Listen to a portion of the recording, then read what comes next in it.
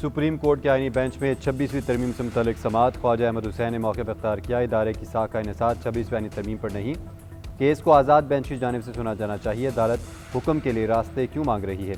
अभी तक तो फुल कोर्ट या हुक्म देने पर एतराज़ नहीं उठाया गया। जस्टिस जमाल मुदखिल ने इस्तफसार किया कि आप इस बेंच पर एतमाद नहीं करें। आपने ही कहा कि केस आज़ाद बेंच के सामने जाना चाहिए, क्या हम जजेस भी इस बेंच का हिस्सा होंगे? जस्टिस अमीरुद्दीन ने सवाल किया कि क्या चीफ जस्टिस आज़ाद बेंच में होंगे?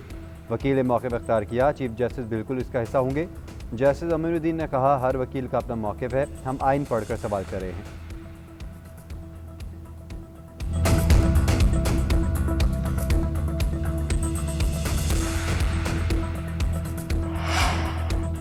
वज़ीर ख़जाना मोहम्मद औरंगज़ेब ने 4% तरक्की का हदफ मुश्किल करार दे दिया। गैर मुल्की मीडिया को इंटरव्यू में कहा, सैलाब के बायस तरक्की का हदफ हासिल करना मुश्किल है।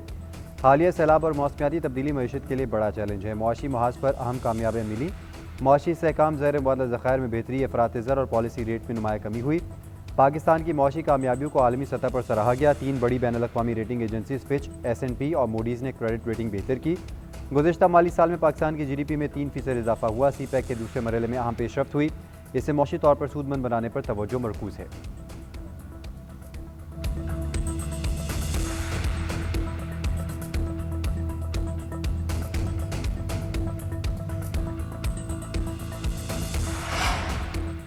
IMF ने पाकिस्तान में हालिया सैलाब के मईशत पर मनफी असरात का खदशा जाहिर कर दिया। सैलाब से मौशी आशारियों का तवाज़ुन बिगड़ने का इम्कान, महंगाई और करंट अकाउंट खसारा बढ़ने का भी खदशा। IMF की middle east and central Asia regional economic outlook report जारी। रिपोर्ट के मुताबिक मौशी शरह नमू 4.2% के हदफ के मुकाबले में 3.6% रहने की तवक्को। बिजली सब्सिडी के खात्मे से महंगाई का दबाव बढ़ेगा। बिजली टैरिफ में इजाफा भी महंगाई का बायस बनेगा। IMF का पाकिस्तान की मौशी इस्लाहात के तसलसल का एतराफ़। कोर्ट में माली नज़्म ज़ब्त और पॉलिसी तसलसल को सराहा गया।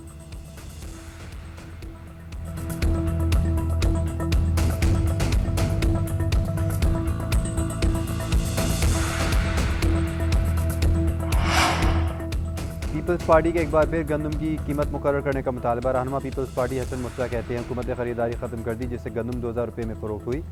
हुकूमत ने कोई तरीक़ेकार नहीं दिया कि गंदम कैसे ख़रीदेंगे।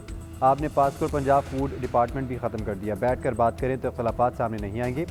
आज गंदम का शिकार करने के बजाय मिडल मैन के पास है। पंजाब हुकूमत के तर्जुमान गैर ज़िम्मेदाराना गुफ्तगू करते हैं। हमें बता दें कि काश्तकारों से गंदम किसने ख़रीदनी है।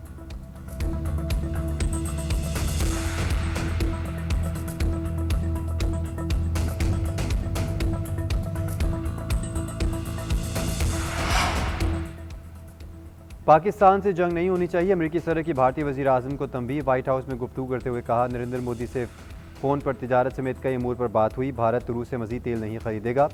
ट्रंप का एक बार फिर पाक भारत जंग रुकवाने का तज़किरा। कहा, मैं अब तक 8 जंगें रुकवा चुका हूँ। पाक भारत जंग सबसे खौफनाक थी। 2 एटमी ताकतों की लड़ाई में 7 तैयारे गिरे।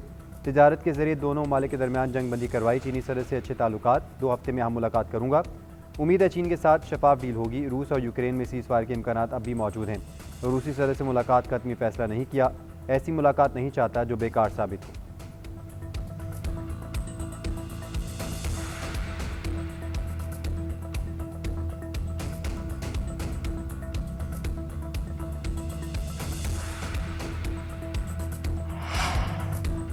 अलीमा खान के एक बार फिर नाकाबिल ज़मानत वारंट गिरफ्तारी जारी। DSP वारिस खान नईम और SP रावल मोहम्मद साद को तौहीन अदालत का नोटिस जारी।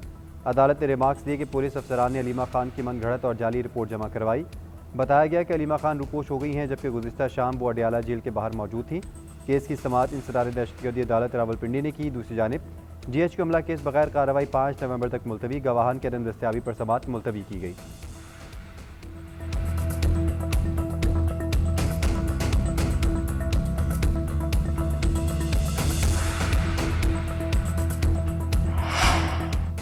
सोने की कीमत में कमी आ गई। 1 तोला सोना 7,538 रुपये सस्ता, कीमत 4,37,362 रुपये मुकर्रर।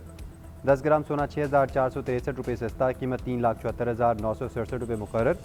आलमी मंडी में सोने की कीमत $85 फ़ी आउंस कम, $4,150 में फ़रोख्त होने लगा।